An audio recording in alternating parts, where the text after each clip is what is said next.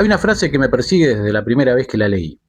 Una nueva especie me bendeciría como su creador.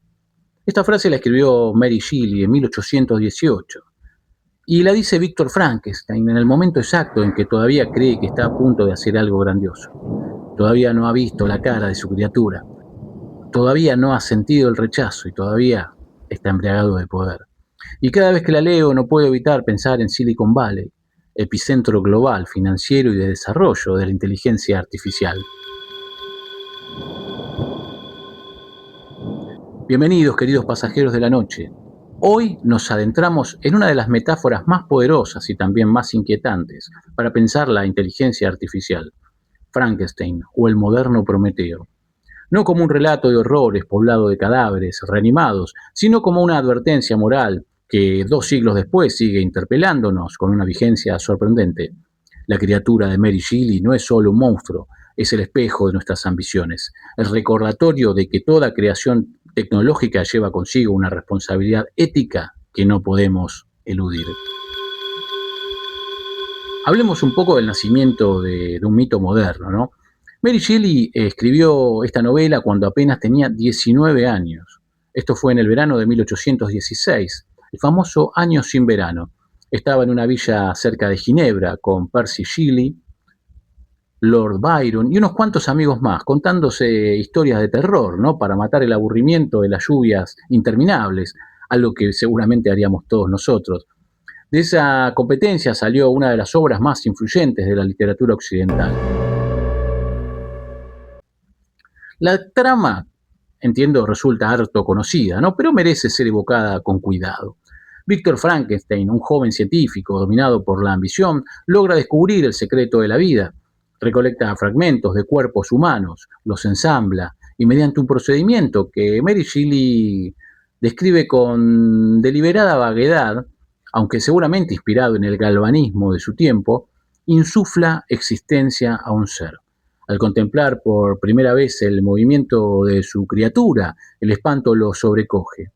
Víctor Frankenstein huye, abandona a la criatura.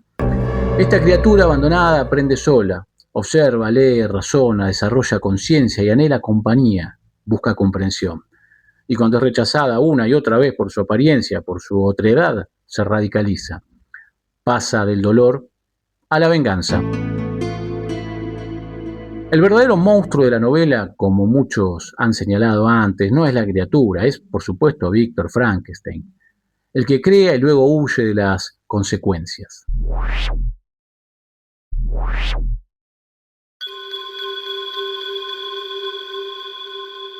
Jugar a ser Dios. Hay una palabra griega que describe perfectamente lo que le pasa a Víctor. Ubris, la soberbia, el exceso, la creencia de que uno puede traspasar los límites de lo humano sin pagar un precio. Víctor Frankenstein no solo quiere crear vida, quiere ser adorado, quiere que una nueva especie lo bendiga como su origen y su Dios. Esa es la esencia del ubris científico, el deslumbramiento por lo que podemos hacer sin detenernos lo suficiente a preguntar qué deberíamos hacer ni qué ocurriría después. Esto, queridos amigos, ¿les suena familiar?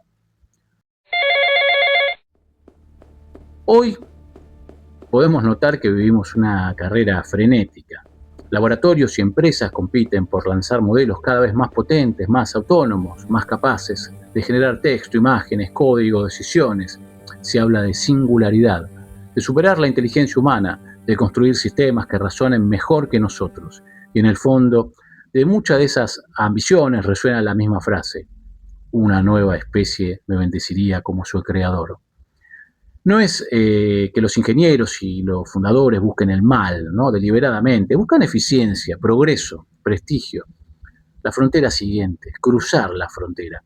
Pero al igual que Víctor, a veces están tan hipnotizados por el éxito técnico inmediato que posponen la pregunta más importante: ¿quién se va a hacer cargo de lo que acabamos de crear?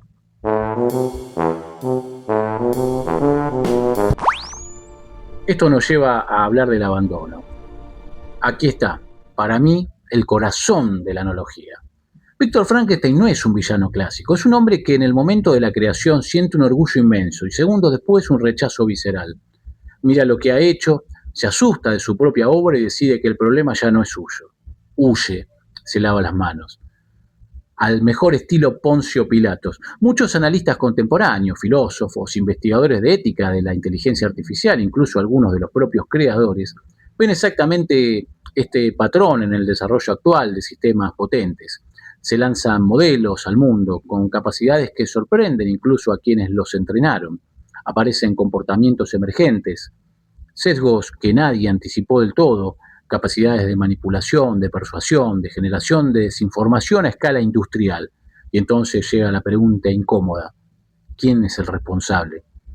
Isaac Asimov popularizó el término complejo de Frankenstein precisamente para describir este miedo, el temor a que nuestras creaciones se nos escapen de las manos. Pero el problema más profundo no es solo que se escapen, es que a veces las abandonamos deliberadamente o por negligencia o porque el ritmo del mercado no deja tiempo para detenerse.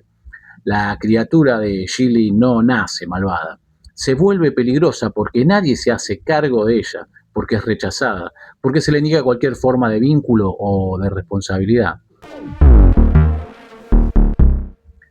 Aprendizaje, otredad y rechazo. Hay otro paralelo que me resulta especialmente inquietante, ¿no? La criatura aprende, observa una familia a través de una rendija, lee las desventuras del joven Werther, Vidas paralelas de Plutarco, El paraíso perdido de Milton, y desarrolla un sentido moral, una capacidad de razonamiento, un anhelo profundo de no estar solo, y cuando finalmente se presenta ante los humanos es rechazada por su apariencia, por su diferencia. Ven aquí, queridos amigos, un eco del entrenamiento de los grandes modelos del lenguaje, ¿no? Sistemas que leen cantidades inmensas de texto humano, que internalizan patrones, que generan respuestas que a veces parecen comprender y que sin embargo no tienen experiencia subjetiva, al menos según el consenso científico actual. Pero el punto no es afirmar que la IA actual siente, el punto es otro: cómo nos relacionamos con lo que hemos creado cuando nos resulta extraño, cuando no encaja en nuestras categorías cómodas, cuando nos devuelve una imagen distorsionada de nosotros mismos. ¿Tratamos a estos sistemas solo como herramientas o empezamos a proyectar en ellos temores, expectativas y prejuicios que en realidad hablan más de nosotros que de ellos?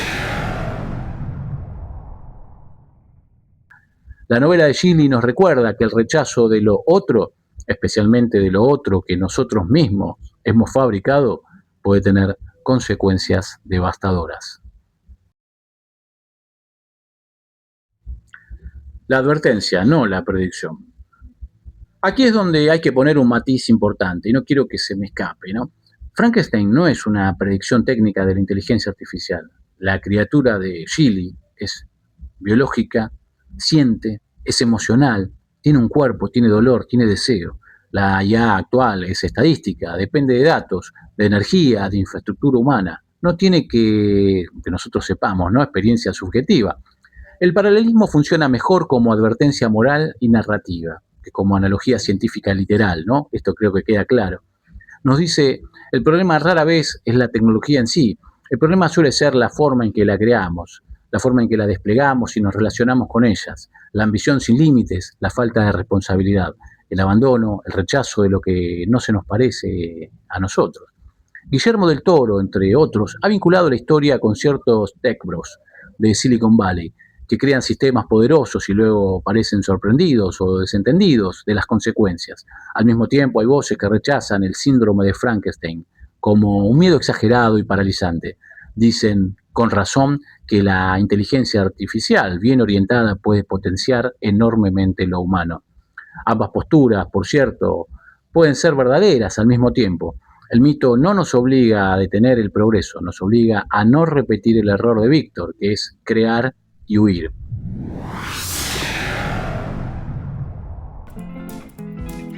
Llegamos al final de este recorrido, queridos pasajeros, y quiero dejarles una imagen. La inteligencia artificial no es nuestro enemigo biológico, no es un monstruo hecho de cadáveres que camina por los Alpes buscando venganza. Es, en muchos sentidos, un espejo. Si algún día se vuelve fría, utilitaria o peligrosa en formas que no anticipamos, probablemente no será porque el silicio sea inherentemente maligno. Será porque los humanos que la diseñaron, la financiaron y la desplegaron olvidaron poner la ética, la previsión y el cuidado en el centro del proceso. Porque, por supuesto, priorizaron la velocidad sobre la responsabilidad.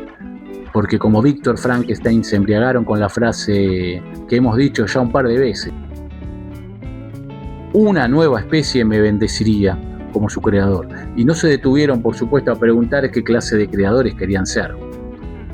Mary Shelley no escribió una historia de terror sobre un monstruo.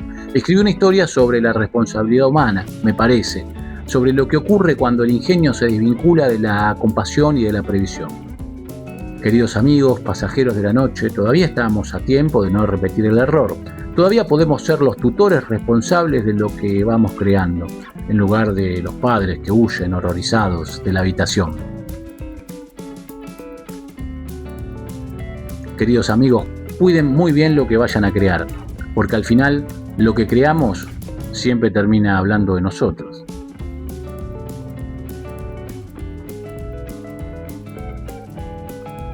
Gracias por acompañarme una vez más en estos minutos entre la literatura gótica y la tecnología del mañana y del presente también, ¿no? Si este viaje los dejó pensando, por favor compártanlo, nos viene bárbaro que este canal se multiplique sus oyentes. Y por supuesto, con la promesa de siempre, nos estaremos escuchando en el próximo episodio. Buenas noches.